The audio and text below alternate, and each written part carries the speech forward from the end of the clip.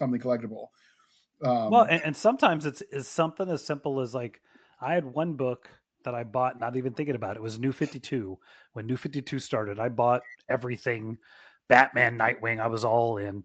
And then after about 4 years, I just gave them away to this new comic book store because I was like, I don't want to carry these, whatever. And the one guy was like, hey, you have Batman #1 in here, right? I'm like, yeah, I don't care, whatever. And they sold it for like $55 because it was the first time Scott Snyder had written Batman. And Yeah. like, you don't even think about that. Like, he's the writer of Batman 4 years later. He writes everything, but this was the first issue he had ever written. So it skyrocketed in value.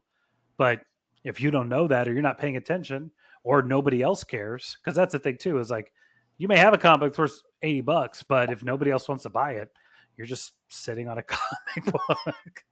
Yeah. It's Yeah, I technically know. worth this much. But Well, I mean, that's where the Yeah. internet makes it a little bit more viable now than it used to be, as far as that goes. But then again, I remember when everyone thought those dang Beanie Babies were going to be worth a fortune, and then every housewife in like suburban America bought dozens and dozens, and then it's like you couldn't give those things away to the Salvation Army after a while. my I mom was always guilty of remember that. that. She bought them all. I remember that where it's the picture of the people who got divorced and they're like on the courtroom floor, like separating the Beanie Babies. Like, Because I they get were this one, you get convinced that one. it was going to be worth something, and of course it wasn't. Who can like whoever came up with the this is going to be worth something craze, like that marketing person is a genius and deserved a raise. Oh, the most random things happen too. Like my son, he was really into that Imaginext toy line, Yeah, the little action figures, really cool. And it was Nightwing and Deathstroke 2-pack, and it was going for $80 on eBay because it was a Target exclusive. And I'm like, it's an $8 kids toy. Why is this a collector's item? And it was insane how many of those things became collector's items because they were rare. And it's because like, adults with too much time on their hands bought for mm-hmm. nostalgia.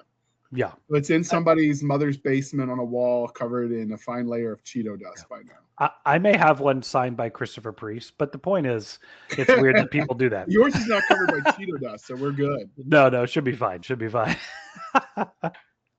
So, yeah, it's weird what catches the zeitgeist, and that's one of the other things is when we think about classics of literature, what that really means is it wasn't highbrow at the time. It was what was popular enough that there were enough copies that stuck around.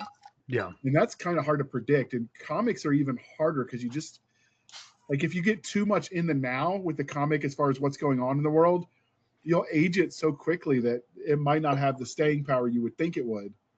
Yeah. If you put too much pop culture into it, I would imagine. I always say, like, I'm at the point now where people say, like, what's the greatest Batman story of all time?